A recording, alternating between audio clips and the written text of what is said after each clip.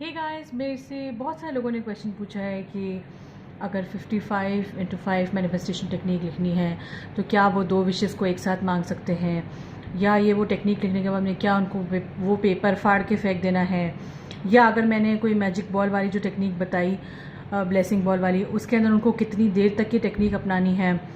तो इन सब चीज़ों के बारे में मैं आपको का एक ही जवाब है कि ये सब जो चीज़ें हैं ये आपका इंटेंशन सेट करने के लिए है और आपका इंटेंशन यूनिवर्स तक भेजने के लिए है। इसमें आप इन चीज़ों में फोकस मत करिए कि आप कैसे करना है। आपको ये करना है कि आपको कैसा फील करना है। आपको बेसिक फोकस आपका उसके ऊपर होना चाहिए। इसके लिए मैं आपको छोटी सी एक स्टोरी बताती हूँ, क्यूट सी। उसके अंदर क्या होता है कि एक छोटा बच्चा जो होता है वो हमेशा शिव जी की पूजा करता है। उसको एक बाइसिकल चाहिए होती है, ठीक है। तो वो रोज़ शिव जी से पूजा करके बोलता है कि उसको नई साइकिल मिले। हफ्ता भर हो जाता है, 10 दिन हो जाता है, 15 दिन हो जाता है, उसको बहुत गुस्सा आता है। तो वो क्या करता है कि अब वो गणेश जी की पूजा करने लग जाता है। वो गणेश जी की पूजा करता है तो अगर घंटी बजाता है तो देखता है कि शिव जी के पास तक घंटी की आवाज़ जा रही है, तो जाके शिव जी के कान बंद कर देता है। अगर कोई अगरबत्ती जलाता है तो देखता है कि शिव जी के पास तक उसकी खुशबू जा रही है, तो जाकर के शिव जी के नाक बंद कर देता है। तो जब वो ऐसा बहुत दिनों तक करता है तो एक दिन एकदम से शिव जी प्रकट होते हैं। तो प्रकट होते ही वो उनको पूछता है कि जब मैं इतने दिनों से आपकी पूजा कर रहा था तब तो आप बिल्कुल प्रकट नहीं हुए, और जब मैं अब आप से बिल्कुल मैं आप कटी हूँ तो आप क्यों आए हो।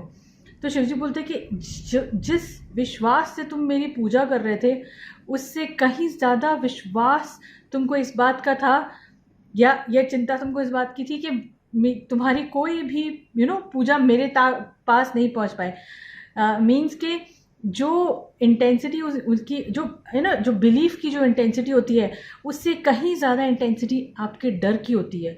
आप अगर वो चीज़ आपको राइट अवे मैनिफेस्ट होती हुई नहीं दिखती है तो आप क्या करते हैं, आपका डर बहुत क्रिएट होने लग जाता है कि अगर मैंने पेपर पे लिखा है, पेपर अगर फटा हुआ तो इस कारण से वो विश मैनिफेस्ट नहीं हो रही क्या, अगर मैंने लेट गो कर दिया है तो अब कब होगा। ये जो इम्पेशेंस होता है ना, ये इम्पेशेंस इसीलिए होता है क्योंकि आपको विश्वास की कमी होती है और आपको चीज़ से अटैचमेंट बहुत ज़्यादा होता है। तो मैं लास्ट यही लाइन बोलना चाहूँगी, बहुत ही शॉर्ट वीडियो में बना रही हूँ, कि कोई भी टेक्निक आप इस्तेमाल कीजिए, बहुत ज़्यादा टेक्निकलिटीज़ में मत जाइए, क्योंकि ये सारी टेक्निक्स बनाई हुई है आपके फोकस को, आपके बिलीफ को बढ़ाने के लिए, आपके कॉन्फिडेंस को बढ़ाने के लिए। तो अगर आपने 55 की जगह 65 बार लिख दिया तो उसमें कोई ऐसा नहीं है कि वो कंप्लीट होने वाला था इंटेंशन, बस आपको मिलने वाला था पर अब नहीं मिलेगा, ऐसा कुछ भी नहीं है। सब चीज़ इसलिए बनाई हुई कि एटलीस्ट इंसान 5 दिन बैठ करके लिखे। ये सब चीज़ें इसीलिए डिज़ाइन की गई है कि आप अगर, ऐसा ज़रूरी नहीं है कि 1111 दिखने से ही मैं स्पिरिचुअल हूँ। हो सकता है मेरा लकी नंबर हो 1739, तो अगर मैंने सोचा कि 1739 मेरे लिए लकी है तो 1739 मेरे लिए लकी हो जाएगा। It is about me and my belief. अगर मैंने सोच लिया कि 999 मेरे लिए अनलकी है तो अनलकी हो जाएगा। ये तो जो मैं इंटेंशन सेट करके जो वाइब्रेशन दे रही हूँ।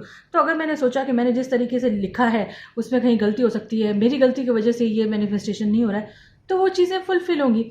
तो आपको बस बेस्ट फीलिंग में, बेस्ट वाइब्रेशन में, अगर आपका मन है आप मेडिटेशन का म्यूज़िक लगाओ, अगर आपका मन है कलरफुल पेन से लिखो, और ये बिल्कुल मत सोचो अगर आपको जलाना है आप जला दो, डिस्कार्ड करना है डिस्कार्ड कर दो, कुछ भी करना है आप करो, लेकिन जिस समय आप वो चीज़ लिख रहे हो उस समय आपका पूरा फोकस, आपका पूरा बिलीफ उसके अंदर होना चाहिए। 100% आप हैप्पी फील करने चाहिए उसको लेकर के, तो आपकी विश ज़रूर पूरी होगी।